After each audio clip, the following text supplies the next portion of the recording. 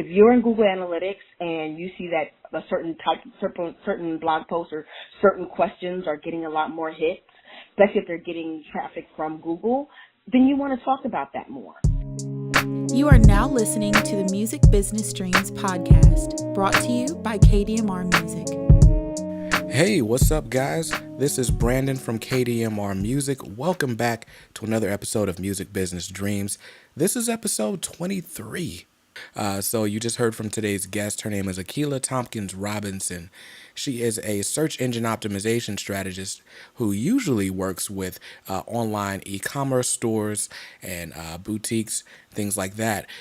She decided to take time out of her day to talk to us specifically about how we can, tailor our musician websites to Google and, fix our SEO so that we can get a constant flow of traffic on the website around the clock. So I'm super excited to let you hear our conversation. But before we get into that, I've got a couple of announcements to make. One, it's the last month of the year. It is December 5th. If you're listening to this when it goes live. So it's time for you to start analyzing how you did this year. I want you to kind of look at whatever analytics you can find, whether you've got Google Analytics and stuff installed on your website, if you are looking at your social media metrics, your sales information. But I want you to look at all of those things and tell yourself honestly, did I achieve the things I wanted to achieve this year? If not, how far off from my goal was I?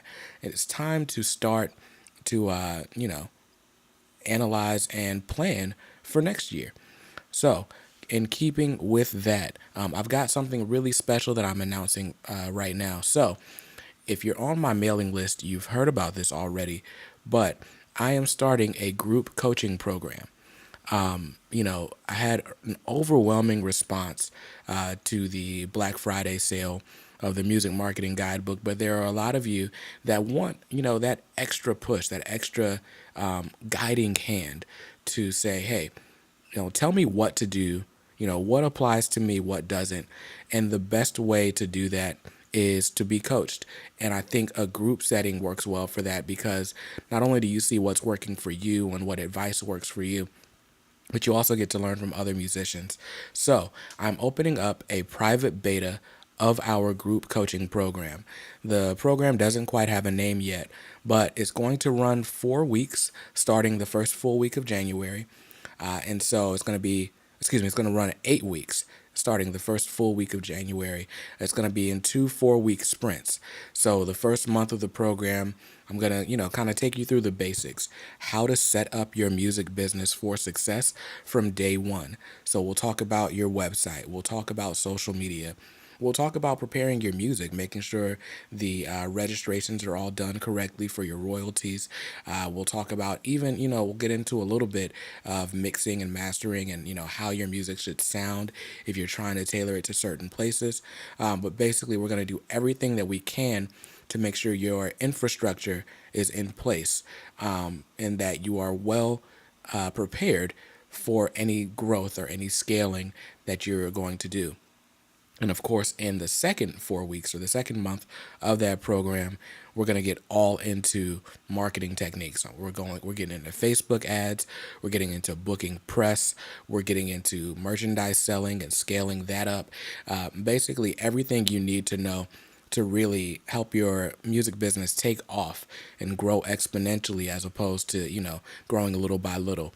So if you want in on that group coaching program, again, this is a private beta where, kind of testing this idea out. And as long as it's successful, which I know it will be, we'll open it up to the public in March. But to get in the private beta for January, there are only going to be 10 spots available. Unless the demand is just overwhelming, I may open it to 15 of you guys, but that's the max. And you can get in at the introductory price of $50. That $50 payment covers you for the full 8 weeks. and it'll get you access to a private Facebook group where I come in on a daily basis and teach you a new strategy. And then I will come in and live stream weekly so that I can answer any questions that you may have about the topics that we've been discussing all week. And so, again, $50 for the full 8-week program. If you want in on this beta program, then there's a link I'm going to leave in the show notes, but go to kdmr.us/group beta, GROUPBETA. And that'll give you the link to the application as well as a video that you can watch to learn more. I'm super excited to launch this program. I know it's going to help a lot of you get the clarity you need to start 2019 off on a super high note. Now that announcement is out of the way, let's get into today's interview. All right, guys, our next guest on the Music Business Dreams podcast was recently named one of the 25 best marketing influencers to follow online, as well as one of the top e-commerce marketing podcasts. So Akilah Thompkins Robinson is an online retail and SEO strategist who specializes in helping entrepreneurs get traffic and sales on their websites. And so we're going to dive deep today and talk about SEO, the dreaded SEO, and hopefully get this simplified for us. So please join me in welcoming Akilah Thompkins Robinson to the Music Business Dreams podcast. How are you today? Hey, how are you doing? I'm really happy to be here, and I know we talked a little bit over email about how important SEO is for musicians. So this is, different than just talking to my regular entrepreneurs of an online business when you're really trying to get your music out there and your music business out there. It's important too. So I'm excited to share with you guys. Thank you. So for those who aren't familiar with you, let's start with just kind of getting some background information on you. Okay. So I'll take it way back, how we got this far. So I started out in college, actually, freelancing, and I learned web design, graphic design, and doing that kind of work. And I worked as a freelancer, and side hustle freelancer for a number of years, I think almost 10 years at this point. And one of the things that I ran into often is that people would get sites and people would get all this stuff done, and then they would run into issues with traffic. They would run into, Akilah, my site's not working, and I would go check, like, no, it's working. I promise. But it wasn't working for them. And what they meant when they were saying it wasn't working, they were saying that they weren't getting the sales, they weren't getting the calls, they weren't getting anything from it. So technically it was working. It looked good, I know, because I designed it, but it wasn't working. It wasn't working the way they needed it to.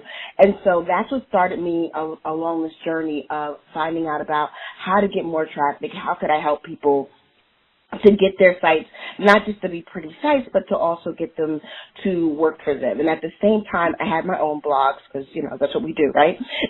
Can't just do one thing. So I had a fitness blog. I had a blog about blogs. I had all these different things going on. And I was learning it myself along the way. One of the things, and I always give this story of 4 blogs, so I actually happen to have 4 different blogs at different times. But one of the things along the way, I ran into Pat Flynn, who a lot of people know Pat Flynn from Smart Passive Income. I love him. And he was talking about this thing about SEO, about how to get traffic organically. This is before Facebook was as big as it is. Some of the ad options weren't there. They were super expensive. He talked a lot about niche sites, which is building a site based around a certain theme and this just getting passive income. So from, advertising and Google ads and that kind of thing. And it was interesting to me. So I started trying it and employing it with my own site. And I joined this little group of, I'm not saying little, but it's a group of guys. We were doing a little mastermind thing to create what we called niche sites, or what are called niche sites. And Online Boutique Source, which is my current site in business, that was my project for this. And using all the SEO strategies, working with this team, figuring out, we all had our own sites, which is pretty cool because you could see how it works for different sites, not just your own. Mm-hmm. So just seeing all of the progression is what really, really got me into SEO. And from that, I was able to grow my business, my site, to getting thousands of hits per month. Like within the first 6 months, I was already getting 6,000 hits, and it's gone up and up from there. I was then able to help other people, and it just started me down this whole SEO kind of, roller coaster. Okay. So it's been a lot of fun, and again, it's been really fun to really help people get what's out there. Like, we pay a lot for ads, we spend a lot of time on social media, and there's this whole wide world of people searching. Billions of people a day are searching, and a lot of businesses are missing that.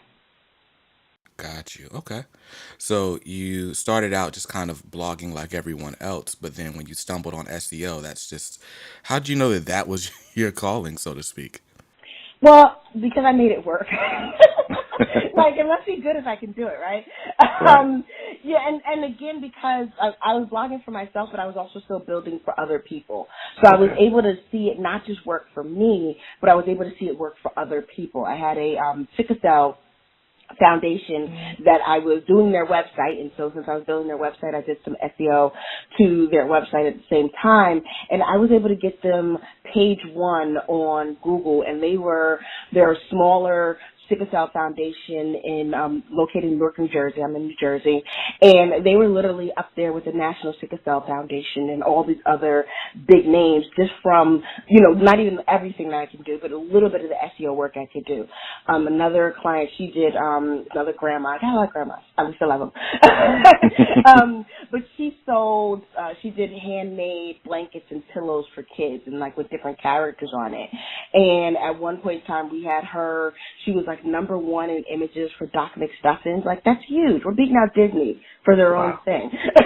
We got her another thing for Aladdin, like all these different things. It's like, okay, this works. It doesn't just work for me. It works for them. It works for, even a little bit of it works. We do all of it. It works. Like, it works. And so that's what made me think that this is my thing. I need to show more people about this. Okay. Okay, cool. So I wanted today's episode to be kind of like a deep dive, because I think a lot of musicians may have heard of SEO, but aren't really that familiar. I know when we were talking by email, I was explaining that, a lot of times musicians are kind of told to ignore SEO as far as a traffic driver, just because it's like, I don't know, like people will say like they'll try to rank for their name or something like that, and it's like, okay, that's fine, but where you can search Google for bakers in Wilmington, North Carolina, you wouldn't necessarily search Google for rappers in Wilmington, North Carolina. That's like not how the music audience works. So I wanted to just kind of really take a step back, kind of go from like basics of just what is SEO. Okay, so SEO, search engine optimization, for those who are like, what are they talking about? Search engine optimization, my simple definition is you want to make your site look pretty for Google. And when I say look pretty or look nice for Google, not the colors or the logo or pictures or all that other stuff. We do a lot of stuff to make our sites fancy. But Google doesn't see any of that. All Google sees is the code, which are the words that are behind your site and the words that are on your site. So all Google sees is what are you writing, what are you saying on your actual site. So when we go to make it look pretty for Google, we want to make sure that we're saying the right thing. So it's almost like, think of it like trying to, date via phone call. They don't ever see you, but all they do is like have a conversation, and you got to say the right things.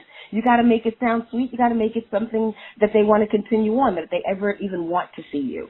And so SEO does exactly that. We put the right words on the site, and that's what people are looking for. That's how Google puts you in the search rankings, and that's how people find you. And I'm glad you made that point about, people aren't searching for rappers in Wilmington. That's absolutely right. And what's important about SEO is knowing what people are searching for.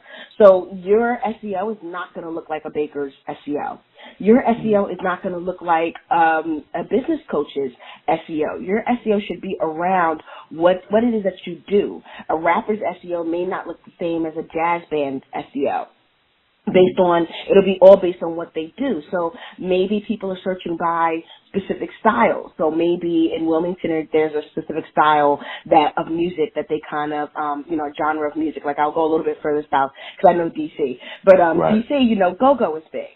So, people are going to be searching for go-go. They're not going to be searching for bands or artists in D.C., but they will be searching for a go-go band or a go-go artist or something like that. So you got to know what it is that people are looking for. So whether it's based on location, so say you do events, so you do DJ events, or you do, different type of like corporate events, whatever your events are, you're going to put in those kind of like music for those events or available for those events. If you're trying to get into the studio, you want to talk a lot about being in the studio because people might be looking for a studio artist or an artist who can do openers for shows. And a lot of times you look on people's sites, especially with musicians, and it's a lot about the music, but not a lot about what they do or where they do or who they do the music for. And they're missing out on those because when I'm searching for someone, like, I got married. I really, really wanted a jazz quartet, and they had to be located in northern New Jersey. And so I was all over the place looking for a jazz quartet that does weddings. And believe it or not, that's actually hard to find. And most of it's not because they're not out there. There are definitely jazz quartets. I did find a nice one. There are definitely ones out there, and they're out there in New Jersey, but when I'm going to find them, they're not saying those things on their site.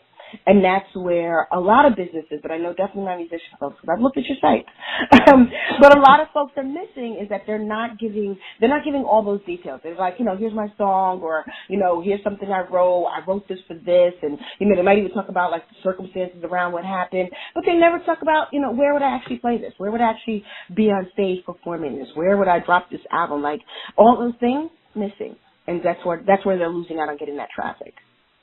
So, say I'm a musician and, this SEO conversation is great for me, but I never knew what it was. Now I want to take advantage. Is it just about finding keywords? Is it about structuring content a certain way? Like, how do I walk this out? So it's all of the above. I hate to say it that way. There are like 5 major areas to SEO, and we focus on some of the big ones. So like relevancy, which is your keywords. So, and again, it's not just like, we talk a lot about keywords, and so everybody's looking for like a magic keyword. It's not necessarily just the keyword, it's what you're saying. So if you're saying what your people are looking for, you're going to hit those keywords. Keywords are like, I compare them to races. Like, so in the Olympics, there's many different races. There's like the 400, the 100, the 4x4, the hurdles. Every single one of those are like keywords. So every word is a different race. You want to get in a bunch of those races. So don't just focus on, I need this one keyword. You need at least, or you want hundreds, but you at least want to focus on 5 to 10, like some of the big ones that you're trying to get out for, therefore. So the first thing is relevancy. The second thing is timeliness. And timeliness meaning that you want to make sure, frequency, so both. You want to make sure that you're putting some content up there. Don't just throw up a site and walk away and never put anything up there again. I like blogs. I tell people all the time, blogs are easy, and they're the easiest way to make sure that you're putting some stuff up there. Podcasts, like you have a podcast, which is great because you're constantly producing new content. You're constantly introducing new keywords. And a lot of people pick up podcasts. So, you've got the Podbeans and the Pod this and the Pod that always pick up your stuff. They're all building links back to your site, which is the third thing that's really important. So once you've got, the words that you're saying, you're getting some content out there pretty frequently, then comes the linking part. We call them backlinks, which is links from other sites. And it's kind of like a collaboration. Google figures if more people are linking to you, you're popular, so they want to make sure that you're up there at the kind of top. So that's why sites like the Amazons and the CNNs, they're always going to be, not always, but a lot of times they're going to be like the top in the rankings, not because their stuff is that great, but because they've got a lot of links to them. And that's where a lot of times in the small business world, we don't really think about like, oh, I've got my site. I don't really need to go out and get on podcasts. I don't really need to do any guest blog posting. I don't need to get quoted in anything. All of those things that people are linking back to your site actually help with your SEO. So it's really, really important to make sure that you're doing that. The fourth thing, which I don't think musicians have this problem, is originality. You want to make sure that the content is yours. And so I'm just assuming you guys make all your original stuff. So you guys are actually probably really good and have an advantage of that. And then the fifth part is your site metrics. So it's what the platform that you're on. I always recommend WordPress, but things like the Wixes and the Weebly's, those are no-goes. I hate to tell people. Their code is really bad. They don't do really well in search. I wouldn't recommend it. WordPress, I recommend. Squarespace is pretty good. Shopify, if you're doing e-commerce. I work with mostly e-commerce, so Shopify, if you're doing e-commerce, those are all really good platforms.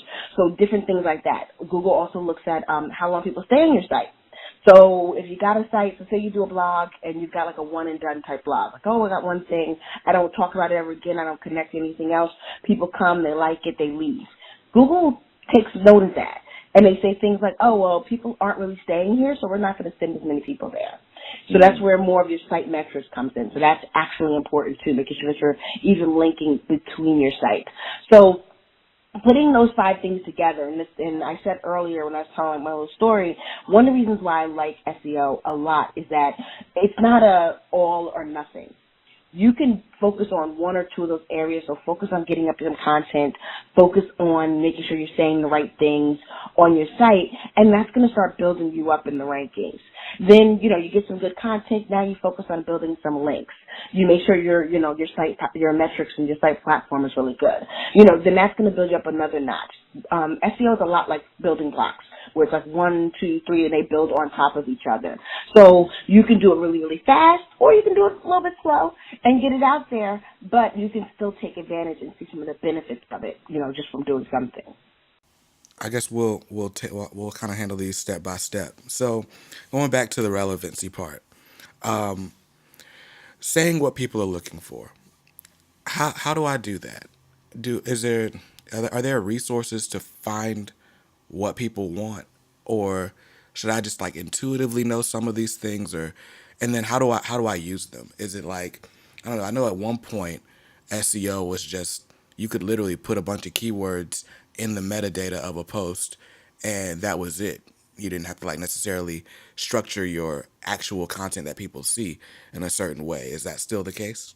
No, not at all. And I'm glad you brought that up. Don't do that. Google is definitely hip to that one. Don't do that at all. And it's funny because a lot of people always talk about the algorithms and how all the algorithms change and they messing up people's SEO. It's because people do things like that are kind of a little bit what we call like a gray, black hat, shady area. So you don't want to do that.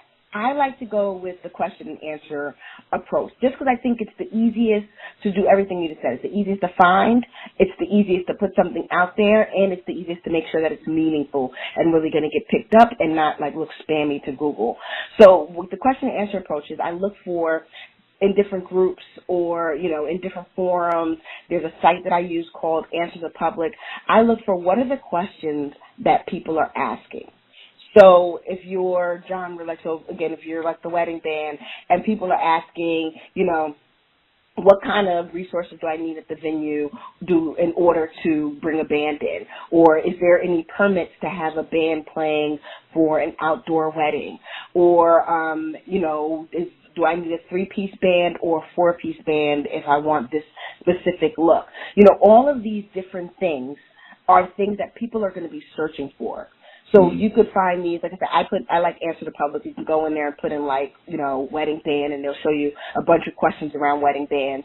But also going into Facebook, which is one part I love Facebook groups for, because people are forever talking. And so when they're talking, they're giving you a lot of content that you can now go and turn into blog posts and turn into content or FAQ or something on your site that people can use.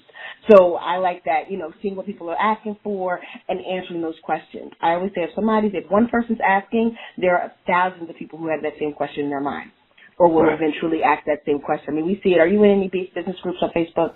Yes. If you're in business groups on Facebook for, I'll say, more than a month, you're going to see the same question at least 3 times. at least 3, sometimes even more. And that means that people constantly have that question. And if somebody's on Facebook asking it, somebody's in Google asking it too. That same person probably asked in Google, didn't find an answer, and came over to Facebook to search, or vice versa. They're not going to get an answer, and they go over to Google to search.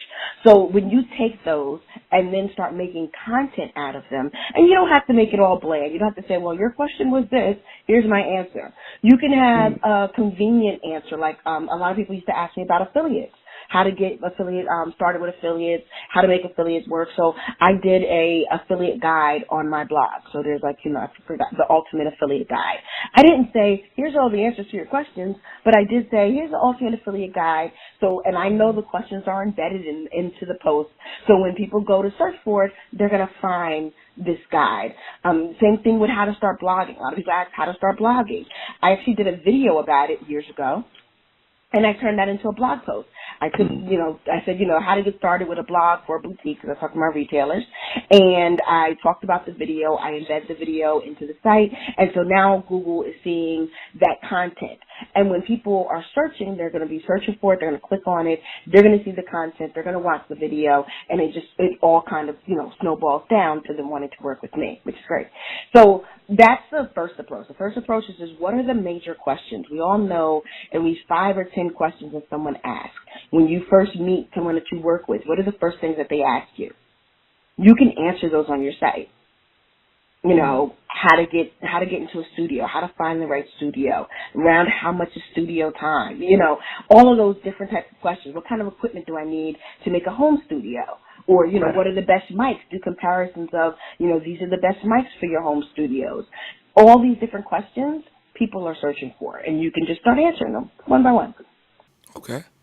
Cool. So moving on to the timeliness. I know blogging is a big one, or I'd say it's one of the more overlooked pieces on a musician's strategy, because we think of things in cycles, right? Like, and if I don't have an album to promote right now, then I'm silent until there's something else to promote, which I think is wrong. I think it's it's an old mindset. And I think a lot of musicians really need to just kind of reevaluate their positioning, right? I think we do a lot of looking at major artists and we'll say, okay, well, Kanye's doing this, so I need to be doing this. Where it's like, okay, well, there's millions of dollars between you and Kanye, right? So let's kind of rethink a strategy, to help you get to that level. And so I find it hard to convey to people the importance of consistently putting out content, because if I say I'm consistently putting out content, it doesn't necessarily mean we're putting out a song every week. How do you go about advising people to create content, or what are some strategies that you've seen to kind of level up your frequency or your consistency in posting content without getting burnt out trying to search for subjects or things to talk about? So a couple of different things. One, I do, like I said, finding all the answers, the questions, and I write stuff down. I love Evernote. And so if I have a thought, or if someone asks a good question, or if I'm on Facebook, we all talk in these groups and I answer something. If I answer something that's over 2 sentences, I copy that into my Evernote so that it could be later on used for a blog post, because I probably put some really good stuff out there. So that's the first one about not getting burned out. I'm constantly, just as it comes to mind, I don't wait for a special time. I just put it to the side, put it in Evernote for me. So when I am ready to write, I've already got stuff put I kind of just go in there. These are the topics. Let me start writing about them. Another thing I'd recommend for everyone is to batch your work. Just do a whole bunch at one time. So if you batch, like right now we've got, because it's November, I'm doing the National Blog Writing Month in one of my groups, and we're doing 3 to 4 posts a week. And 3 to 4 posts a week is going to be about 3 to 4 months worth of content. So we're not putting it all out right now, but we're scheduling it so that people can later on come and see and again, 3 to 4 months of content. And it takes you all through the holidays, so you don't have to be so stressed. In terms of, which I like what you said about, about Kanye, millions of dollars between Kanye and them. But all artists, if you look really closely, all artists are constantly producing, and not just producing like, here's my music, listen to my music, but they're also getting you engaged with their life, with your lifestyle, with their lifestyles. And they're doing something that we call the connection phase. I have a 5-phase system. So the connection phase, the first thing is to find who your people are and start connecting with them. So you want them to know who you are. You want them to know the lifestyle. You want them to want something or want some part of your lifestyle. You want them to, want to either get to know you or emulate you. Like all those things we're always like, oh, don't follow all these celebrities. You actually want that when you're trying to be a celebrity. You want people, kind of interested in everything that you do, even on the simplest forms of like the Snapchats and the IG stories and those kind of things. Take some of that stuff and turn it into content that's going to go into your site. Because one thing, and one reason why I hate like IG stories, I don't hate them, but I'm not a big fan, is because people will do that and put a lot of effort into it, and then it goes away. It goes away in 24 hours. Or even with the highlights, yes, you can get it to stay, but are people really coming back and watching all your highlights? Probably not. And so all of that is lost. But you're saying really good stuff, really good stories. That could go on your site. You can put all the highlights together and mesh them into one video, write something about like what this is, and now that's stuff that people can search for and see over and over and over again. So every time someone sees you for the first time, they can go back to get to know you. Right. And that's what makes it so important. Like with these celebrities, like I've never heard of Kanye before. I could go back and see all of Kanye's life stories. And I could go back and, just from Google and Wikipedia, and I could be like, oh yeah, that's dope. That's nice. Yeah, he came from Scotland. Like, yeah, I like him. I want to follow him. Right. Your average artist doesn't have that kind of footprint out there. So when somebody sees you for the first time, you're one and done for them. You want to have stuff out there that people can go back. And yes, there are millions of dollars, so you're not getting the press coverage, you're not getting the Wikipedia coverage, but you've got your own footprint right there, your own website. So when someone Googles your name, they're going to find you. When someone Googles your name, they're going to see what you're about. They're going to see what you've been doing. They're going to see the history that you're beginning to shape and tell them. And eventually some other folks will pick it up, and especially if you start getting the links like we talked about, get on shows, get on podcasts. All that stuff is part of your online footprint. And the bigger you make it, the more people will jump on, more people will understand, relate to you, and that's my person. One of the, it's funny, somebody said this week earlier, because, Michelle Obama just dropped her book. I'm listening to the audio. It's amazing. But even as Michelle Obama and even as the former First Lady of the country, she's been talking about this book for what? At least a good 4 or 5 months? Right. She's got the book tour that she pre-sold months ago. She had appearances that she pre-sold. She's had all this stuff, and not including the fact that her life itself was, a lead up to her own book. But she's got all of this stuff. Even as a former First Lady, she did not come out like, oh, I dropped the book, everybody go buy it. She did a long, what we call the runway to getting to that book. So artists need to think about it the same way. What is my runway to getting to the album? And it doesn't start with, here's my album. It does not start with that. It starts with, here's me. Here's what I'm about. Here's what I do. It starts with that connection to people so that by the time you drop an album, they cannot wait to hear whatever it is that you have to say. Because you've been speaking their language the whole time. You've been emulating what they want to emulate the whole time. You are what they want. So by the time you get out there, they're like, yes, where's the album? I'll take it. Right.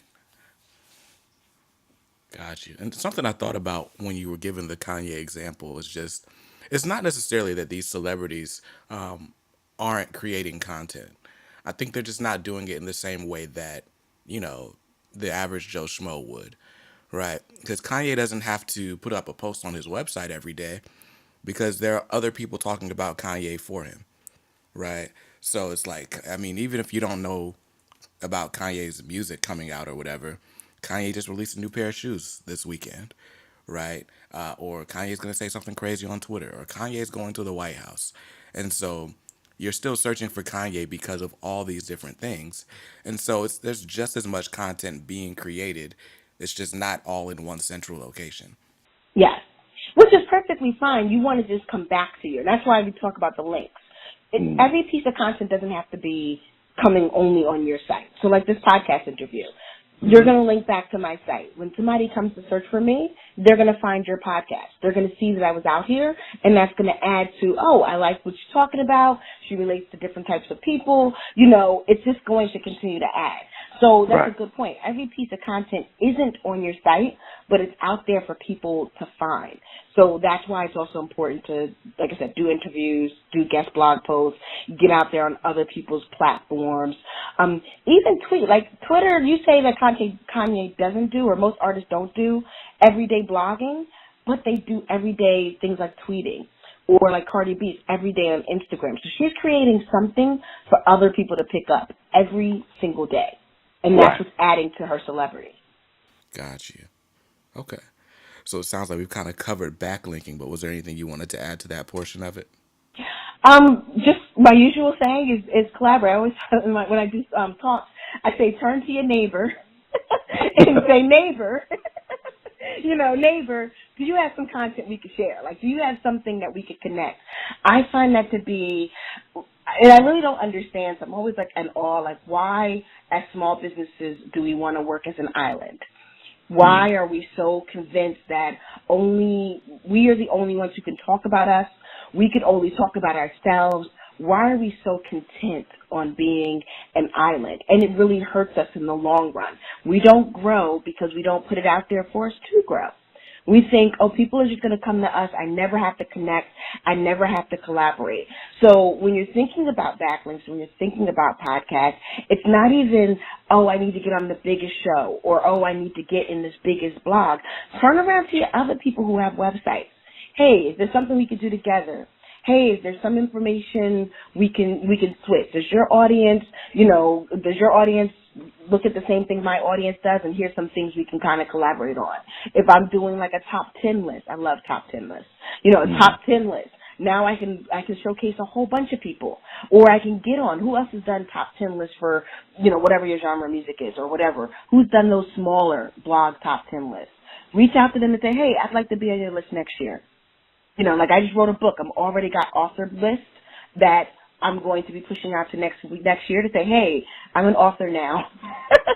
Don't you want to talk about my book in your top 10 list? Don't you want me on your top 10 Christmas gifts? You're going to have to do some reaching out to people, but don't think it only has to be the big stuff. Think about just the people that you talk to every single day out here on the internet, out there in these groups. Get into some of their content. Have these conversations with them. Turn to your neighbor and collaborate. Right. I think a good example of that is, in music, we're kind of just coming out of the blog era as streaming is becoming more and more pervasive, right? But it used to be, let's say, even Drake, like someone like Drake came up, here's a song, here's a video, I'm going to send it to Nah Right and Two Dope Boys, and there were all these different blog networks. So if I searched for Drake, I'd get a million results on a million different websites. And then, like you said, they would all link back to that October's Very Own blog that he had. And I think he still does have that blog. And so his website would come up first, but there were so many other links. And me, just as a listener searching for that, I'm like, okay, if all these other people are talking about him, he must be important. Let me listen to see what's going on. Absolutely. And there's so many artists. If you go back to how they started or even the things they're doing now, that's exactly how. There's so many people following this person. There's so much stuff out there. This person must be dope. They must be worth listening to. So let me give them a listen. And sometimes you like it just because, again, you think, okay, it's this person, they're going to be good. Like going back to Cardi B. I like Cardi B. I follow her. But going back to her, she's already doing Instagram, and she was on the show, she was on the stuff. People were just waiting with bated breath for her album. And even if the album sucked, I can tell you, her latest one, is it Money? I don't know what the latest song is. I hate it. But people are loving this thing. And they're not loving it because it's dope. They're loving it because it's Cardi. Right. They've already fallen in love with her so that almost everything she does can do no wrong. But she started out really, really small. She started out having to grow that grassroots, grow that stuff. She did have to put out some good stuff, too. But now everything that she does already has an air of it's going to be dope before it even hits the streets. So Right. you've got to think about the same thing. What can I put out there? Where can I make these connections? How can I be that before I even drop something? Yeah, and I think that's an important conversation. I don't want to dive too much into it. That could be a whole separate podcast. But I think musicians do have a kind of a stigma where it's like, you know, my music should be good enough. I shouldn't have to reach out to anyone. Somebody's just gonna find me because my music is good. And it's like, no, they're gonna find you because you yelled Marco or Polo when they yelled Marco. Like so I think that's something that we could all work on. And that's something I'm trying to help fix, with these resources that we set up. And so I guess lastly, we can kind of skip over originality. I think you're right in that, especially in terms of SEO, there's not going to be a ton of duplicate content for musicians because each artist is different. But when it comes to site metrics, are there tips that you may have to improve site metrics or to keep people on your website longer? So first thing I'm going to say is know your site metrics. A lot of people get stuck right there. Google has 2 free tools that every site, whether you know what you're looking at or not, should be running. So first is Google Analytics. A lot of people already have that. And then you also want to activate your Google Search Console. If you've got analytics already set up, then Search Console is as easy as saying verify my analytics account. Like, it's really simple. And what those 2 tools will tell you. So Google Analytics is like the what happened on your site. So this is who visited your site. This is where pages they went to, what they were searching for, where they found you from, all that other stuff of what already happened. Google Search Console shows you what you look like in search. So I like to say it tells you what can happen. It's like your future look. So it's going to tell you what you're already ranking for, what sites are linking to you so you can see where you're getting links from.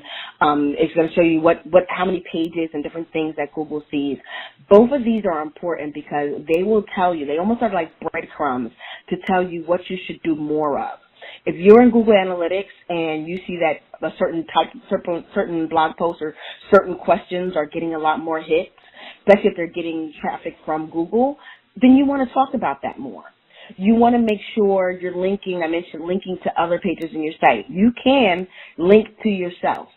So in my example, my post where I talk about how to start a blog post, I also went on to do a 10 checklist blog post, 10 checklist of 10 tips to blog. I can't even say it.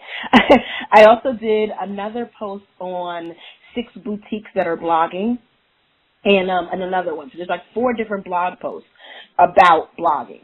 And so for each of those blog posts, I link to each other. So I go and say, here's part 1, go here if you want to learn more, just go here if you want to see examples. So I give people kind of a road to go through on my site, as opposed to just saying, here's one standalone blog post. Here's a couple of different things that relate to each other. Just about anywhere that I say SEO in my blog, I link to my SEO services. I link to other things that I talk about SEO. I kind of have all of these like webs within my actual site, and that helps people to move through it. So between looking at those tools and knowing your numbers, knowing what's performing very well, and building on that. Talk more about it, dig deeper into it, talk about, like we're talking about SEO for musicians. I can do SEO for musicians, SEO for entrepreneurs, SEO for bloggers and writers. Like, I could dig if I wanted to into this. You can do just about any industry, any niche. You can do the exact same thing. How can you break this down so that it's hitting more people? It's more specific for them. It's helping them. And write more because you already know that Google's finding you for that. And now you can get found for the other parts. And it'll keep people on your site longer. So that's the easiest way to kind of really help your site metrics is to create content that people want to step through. So internal linking is important, but then also just kind of structuring things in a way, right? I think there's a lot to be said for good website design, right? If it's easier to navigate to different posts or different topics. I know certain WordPress themes, when you scroll to the bottom, will automatically suggest related content from that website. And so then it's important for you to make sure you're tagging your post appropriately so that, every post about marketing can be related to each other or so on and so forth. But so internal linking, making sure your website is easy to navigate and then just creating content that people want to follow up on and want to dig deeper into. Mhm. Okay. Cool, cool. So as we're getting toward the end of this conversation, I understand that you've created a few different resources to help with learning SEO. Yes.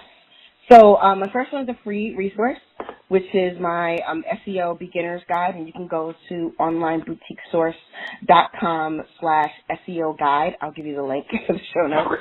Okay.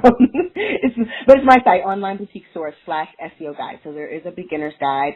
And then I mentioned that my book is it's going to be out like in the next 2 weeks now. And it is my SEO workbook. So it's a full workbook with step-by-step how to implement SEO on your site. And it has worksheets, it has journal prompts, it has all kinds of things to not just help you learn SEO, but to also get it done. Okay. Cool. Those definitely sound great, and I'm interested. So I'll make sure I link to all of those in the show notes. Was there any parting advice or wisdom you wanted to give to the audience in regards to this, or really anything about online marketing? My biggest thing is don't wait. I know everyone says that. Don't wait, though. And we didn't really talk about it, but a lot of the one thing I find that holds people back from creating content is that they don't think they have enough yet, or they don't think they are enough. I know we've thrown out some big names here, and they're like, I'm not the Cardi, I'm not the Kanye, I'm not that person, I'm not the Drake. Don't wait. None of those people waited. Every single one of them, the irony is that their story really started out from like really peas to, everything. So don't wait. Don't think you don't have something to write about. Don't think you can't answer someone's question. Don't think you don't have a voice. You got to wait for some big person to pick you up in order for you to start almost picking yourself up. So don't wait. Start writing now. Start using that content now. Start getting yourself out there now. Definitely. And I guess just to piggyback on that, it's funny because I sent out a newsletter this morning just talking about documenting things that you do, right? It's not necessarily always about going and creating this great video or, creating this great blog post or whatever, but just the things you're doing as a musician especially are interesting to people. People want to see you tuning your guitar. It's boring to you, but they want to see how you put thought into what you're going to wear on stage. Or you know how like you watch like those tour documentaries and they always start out with like the pre-show prayer. It's because people, people are interested in what goes on behind the scenes. And that's not you going and creating something. That's just turning a camera on and letting them watch what you do. And, you could turn an hour of footage into like a million little pieces of micro content. And so, if you just put thought into just a little bit of it ahead of time, it makes it a lot easier moving forward, and it's a lot easier to get started. Absolutely. I agree. Just start. Right. The small stuff. People really do want to listen, want to hear, want to see that type of stuff. Definitely. Well, Akilah, I am super grateful that you came onto the show to really break this topic down for us. This is like I said, especially in the music community, SEO is like, I don't know, I don't want to talk about it, right? And so I'm glad that you were able to help demystify it for us and break down the steps to get started. And I will make sure that I link to your beginner's guide as well as the workbook because that'll be out by the time this interview airs. And so all of that will be in the show notes below, and I hope we can stay connected. Thank you. Thanks for having me. I hope everyone enjoyed, and I can't wait to see you guys enjoying the content. Let me know. Definitely. And that is going to wrap up our interview with Miss Akilah Thompkins Robinson. Again, search engine optimization, I know from experience, it's just like it's a weird topic, right? It's so scary. It's so like, I don't know what we're doing, right? But Akilah's given us some really, really easy steps to take, or simple, I should say, to really start to level up with, the way that we're getting traffic to our websites. So please don't take that information lightly. I want you to please implement those things seriously. Now, it's important to know that with search engine optimization, you're not going to see results overnight. A lot of times it could take 3, 6, even 8 months for you to start to see any significant traffic increases from taking those steps. So don't think you're doing it all in vain. It will all pay off in time. But that is all I've got for today's episode. Again, don't forget, join the Indie Club. It's our free community on Facebook where you can get all sorts of help from me, from other influencers in the music business, and really just everybody who is like-minded and is on the same path to success that you want to be on. So join the Indie Club so you can network with those people. If you are interested in the private coaching program where you get even more assistance from me and super guided help with getting your music business in order and then scaling and growing using the power of online marketing, then please join the beta for the group coaching program at kdmr.us/group beta. The link is in the show notes. And until next time, keep dreaming, work hard, and make those dreams reality. Peace.